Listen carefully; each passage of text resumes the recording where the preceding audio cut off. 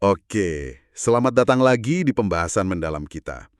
Hari ini, kita mau bongkar satu topik yang kayaknya ya jadi PR kita semua deh, motivasi diri. Di depan saya ini udah ada tumpukan artikel, sama catatan isinya macam-macam banget. Ada trik psikologis, ada juga soal kebiasaan praktis sehari-hari. Jadi, misi kita hari ini tuh, gimana caranya nyaring semua ini jadi semacam panduan yang beneran bisa kita pakai. Kita nggak nyari suntikan semangat yang hari ini ada besok hilang ya. Tapi lebih ke gimana sih cara ngebangun sebuah sistem. Sistem yang bisa bikin kita ya terus jalan aja gitu. Bahkan pas lagi nggak mood sama sekali. Nah, itu dia, itu kata kuncinya. Dan kayaknya itu juga salah kaprah terbesar yang diangkat di semua sumber ini. Kita kan sering banget ya nungguin motivasi itu datang. Kayak nunggu ilham dari langit gitu. Padahal salah satu catatan di sini ngegambarinnya bagus banget. Katanya motivasi itu lebih mirip api unggun. Kita harus kumpulin dulu kayunya, nyalain koreknya, terus kita jaga apinya biar nggak padam. Jadi ini bukan soal nunggu, tapi soal ngebangun, aktif. Oke. Ini menarik banget. Kita mulai dari dasarnya dulu kali ya. Karena pas saya baca-baca catatannya nih, ada satu ide yang jujur bikin kaget. Kayak ngebalik semua yang saya tahu gitu loh. Selama ini kan kita mikir kita butuh motivasi dulu baru bisa gerakan. Tapi di sini dibilang justru kebalikannya. Katanya tindakanlah yang menciptakan emosi atau motivasi itu. Bisa dijelasin nggak? Kok rasanya aneh ya? Tentu, awalnya emang kedengeran aneh, tapi ini inti perubahannya. Kita tuh sering banget kejebak nungguin perasaan yang tepat. Nunggu mood buat olahraga. Nunggu inspirasi buat nulis. Padahal otak kita kerjanya nggak gitu. Pas kita mulai gerak, melakukan sebuah tindakan, sekecil apapun itu, otak kita justru nggak respons. Dia ngelepasin zat kimia kayak dopamin yang bikin kita ngerasa enak, ngerasa termotivasi buat lanjutin. Jadi, gerak dulu, perasaannya nyusul. Ah, jadi kita kayak mancing motivasinya keluar gitu ya, pakai tindakan, bukan nungguin dia datang sendiri. Di catatan ini ada teknik praktisnya kan, yang namanya aturan 2 menit atau 5 menit. Betul sekali. Aturan itu ampuh banget karena dia nyerang hambatan terbesar kita, yaitu pas mau mulai. Tujuannya tuh bukan buat nyelesain tugasnya loh. Misalnya target Anda lari 5 kilo. Wah, itu kan berat banget kedengerannya. Tapi kalau targetnya cuma pakai sepatu lari dan jalan keluar rumah selama 2 menit, itu kan gampang banget. Siapapun bisa. Nah, yang sering kejadian, setelah 2 menit itu, Anda mikir, tanggung udah di luar juga, lanjutin aja deh. Momentum kecil itulah yang lahirin motivasi yang lebih gede. Wah, ini relate banget. Saya dulu gagal terus lari pagi. Terus saya coba saran mirip ini. Cuma nyiapin sepatu sama baju lari di samping kasur. Ajaibnya, cuma gara-gara itu, persentase saya berhasil lari tuh langsung naik. Sesimpel itu ya ternyata. Cuma ngilangin satu langkah kecil doang. Cepat sekali, dan ada yang lebih dalam dari itu loh. Setiap kali Anda berhasil ngelakuin tindakan kecil itu, sebenarnya Anda lagi ngelakuin sesuatu yang lebih kuat.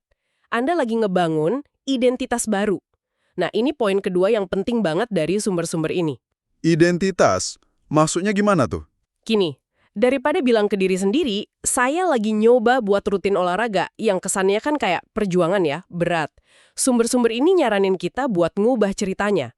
Setiap kali Anda berhasil jalan kaki 5 menit, Anda tuh lagi ngasih bukti ke otak Anda, bukti bahwa saya adalah orang yang berolahraga. Bukan lagi nyoba, tapi menjadi. Tiap tindakan kecil yang konsisten itu kayak satu suara yang Anda kasih buat jadi orang yang Anda pengen. Makin banyak suaranya, ya makin kuat identitasnya. Oke, paham. Jadi kita ngebangun identitas lewat aksi-aksi kecil. Tapi saya jadi mikir, tindakan kecil ini kan harus ada tujuannya ya? Nggak bisa asal gerak aja. Nah, di catatan Anda, ada pembahasan soal pentingnya punya alasan kuat. Punya why di baliknya kan? Tentu, tindakan tanpa arah ya, cuma jadi sibuk doang, capek. Disinilah pentingnya kita paham mengapanya. Kita hampir semua sumber ini setuju.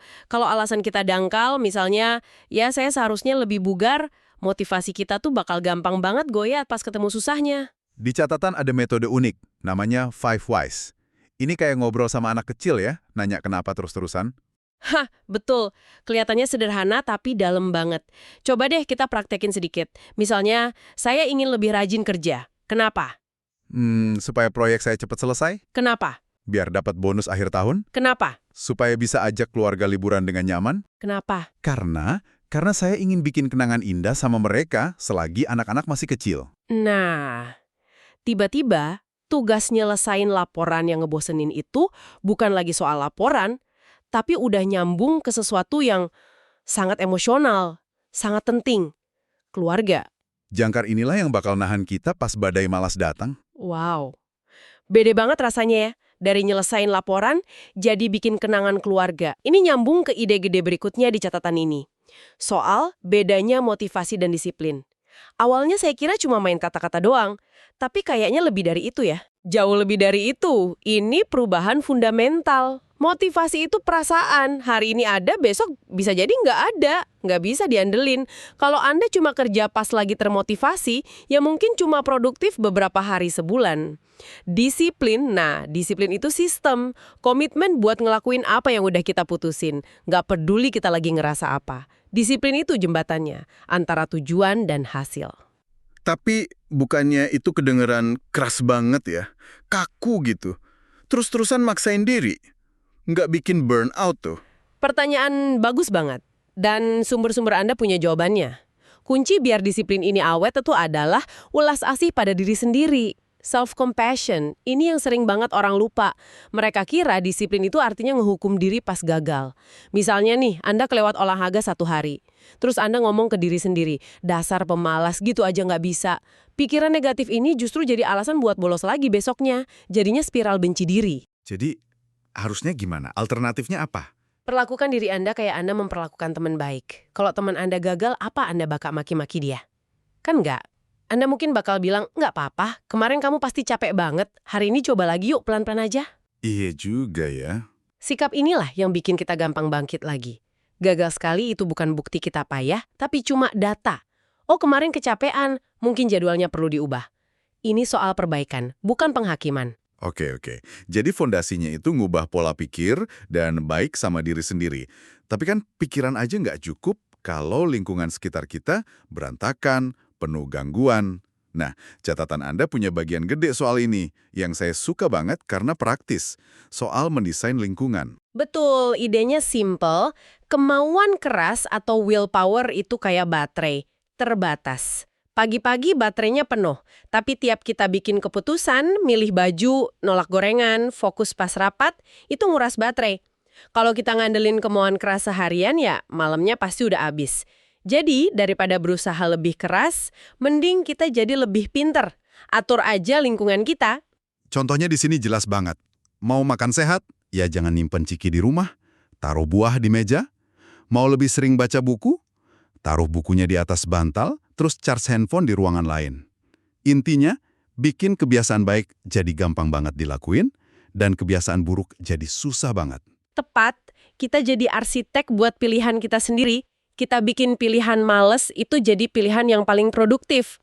Ini bukan soal moral, tapi soal rekayasa perilaku. Dan ini juga berlaku buat lingkungan digital kita loh. Salah satu sumber nyebutin istilah keren, manajemen dopamin. Dopamin itu kan zat kimia di otak yang bikin kita seneng, termotivasi. Nah, media sosial, video lucu, itu ngasih kita dopamin murah. Dosis tinggi, instan, nggak pakai usaha. Kalau Anda mulai hari dengan nge-scroll Instagram 30 menit, otak Anda tuh kebanjiran dopamin murah ini.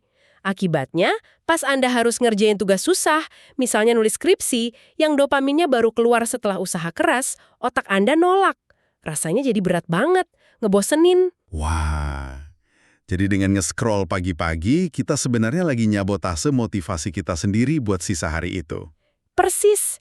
Makanya ngelindungin fokus di beberapa jam pertama setelah bangun itu krusial banget.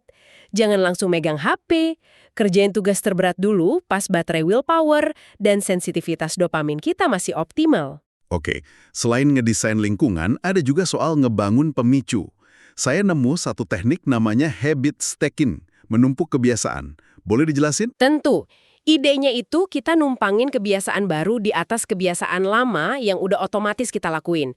Otak kita kan suka pola. Jadi, daripada nyoba inget-inget buat ngelakuin kebiasaan baru, kita kaitin aja. Rumusnya, Setelah saya melakukan kebiasaan lama, saya akan melakukan kebiasaan baru. Contohnya kayak setelah saya sikat gigi pagi, kebiasaan lama, saya akan minum segelas air putih, kebiasaan baru. Gitu ya. Atau setelah saya nuang kopi, saya bakal nulis satu prioritas buat hari ini. Tepat. Ini ngilangin proses mikir, ngilangin proses ngambil keputusan. Anda nggak perlu lagi mikir, kapan ya waktu yang pas buat meditasi? Udah ada programnya. Setelah saya selesai cuci muka malam, saya akan meditasi 1 menit. Ini bikin perilaku baru jadi otomatis. Ini nyambung sama konsep lain di catatan yang namanya implementation intentions. Kayaknya tujuannya sama ya, buat ngilangin keraguan pas mau bertindak. Betul sekali. Niat implementasi ini kayak upgrade dari tujuan biasa. Tujuan biasa kan samar ya. Saya mau lebih sering olahraga. Bagus, tapi nggak ngasih arahan. Niat implementasi bikin itu jadi super spesifik. Pakai rumus. Saya akan melakukan perilaku Y pada waktu X di lokasi Z. Oh, jadi bukan cuma saya mau olahraga, tapi setiap Senin, Rabu, Jumat jam 7 pagi, saya akan langsung pakai sepatu lari dan jalan 20 menit di sekitar kompleks. Gitu. Persis. Dengan nentuin kapan dan di mana, Anda udah bikin keputusan di awal, pas pikiran masih jernih. Jadi pas jam 7 pagi hari Senin Nathan dan Anda lagi malas, Anda nggak perlu debat lagi sama diri sendiri. Rencananya udah ada, tinggal jalanin. Ini drastis banget naikin kemungkinan kita beneran ngelakuinnya. Oke, fondasi pikirannya udah, sistem praktisnya juga udah. Sekarang bagian terakhir nih. Gimana caranya biar ini semua awet, jalan terus jangka panjang?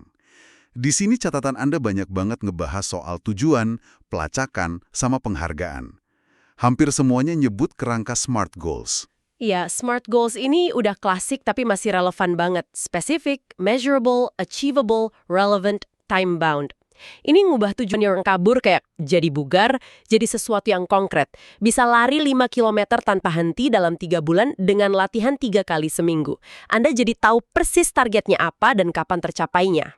Dan ide yang paling sering muncul dari semua sumber ini soal tujuan adalah pecah tujuan gede jadi langkah-langkah super kecil. Daripada pusing mikirin nulis buku, fokusnya jadi nulis 200 kata tiap hari. Katanya kemenangan kecil ini ngebangun momentum. Tepat, ini kunci psikologisnya. Setiap kali Anda berhasil nyelesain tugas kecil dan nyentang daftarnya, otak Anda dapat hadiah dopamin dikit. Anda ngerasa bisa, ngerasa berhasil. Kumpulan perasaan-perasaan kecil inilah yang ngebangun percaya diri dan bikin Anda pengen terus maju. Ini juga yang bikin pelacakan kemajuan visual jadi efektif banget. Ah, iya. Kayak ngasih tanda X di kalender tiap hari kita berhasil. Kenapa sih ngelihat rentetan atau streak itu bisa semotivasi itu? Karena itu bikin kemajuan yang tadinya abstrak jadi kelihatan, jadi konkret. Anda bisa melihat langsung usaha Anda. Ada bukti fisiknya. Nah, ini nyiptain semacam permainan di kepala kita. Jangan sampai rantainya putus. Anehnya, keinginan buat nggak mutusin rantai itu seringkali jadi motivator yang lebih kuat daripada tujuan awalnya. Bener juga. Rasanya sayang ya kalau udah 10 hari berturut-turut terus bolong ke diri sendiri. Sangat benar. Kesalahan umum itu kita cuma fokus sama hasil akhir. Kalau berhasil turun 10 kilo, saya mau liburan. Masalahnya, itu kan masih jauh banget. Sumber-sumber ini nyaranin hal yang beda. Hargai usahanya, bukan cuma hasilnya. Maksudnya, rayain konsistensinya gitu. Tepat sekali, rayain prosesnya. Setelah Anda berhasil fokus kerja 90 menit tanpa gangguan, kasih diri Anda hadiah kecil yang langsung bisa dinikmatin. Istirahat 10 menit dengerin musik, bikin teh favorit, atau sekedar stretching. Ini nyiptain lingkaran umpan balik positif di otak. Otak Anda mulai nyambungin kerja keras dengan perasaan enak. Anda lagi ngelatih otak Anda buat suka sama prosesnya, bukan cuma terobsesi sama garis finish.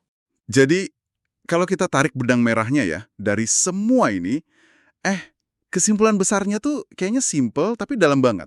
Berhenti nungguin motivasi. Motivasi itu bukan perasaan gaib. Dia itu akibat.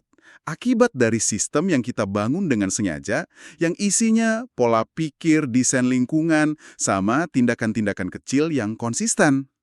Tepat sekali. Nggak ada satu peluru perak, pendekatan terbaik ya kombinasi dari semua ini, yang Anda racik sendiri sesuai kondisi Anda. Mulai dari kenal mengapa Anda yang paling dalam, terus bangun sistemnya.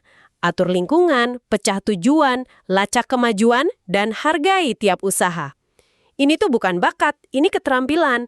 Dan kayak keterampilan lain, makin sering dilatih, ya kita bakal makin jago. Diskusi yang luar biasa. Semua sumber ini kan fokusnya cara membangun motivasi ya. Mungkin sebagai penutup, ada satu pertanyaan buat Anda renungkan. Setelah dengar semua ini, coba deh pikirin, kebiasaan apa sih dalam hidup Anda sekarang yang tanpa sadar justru paling banyak nguras tangki motivasi Anda tiap hari? Dan apa satu perubahan super kecil yang bisa Anda lakuin besok buat mulai ngelindungin tangki itu?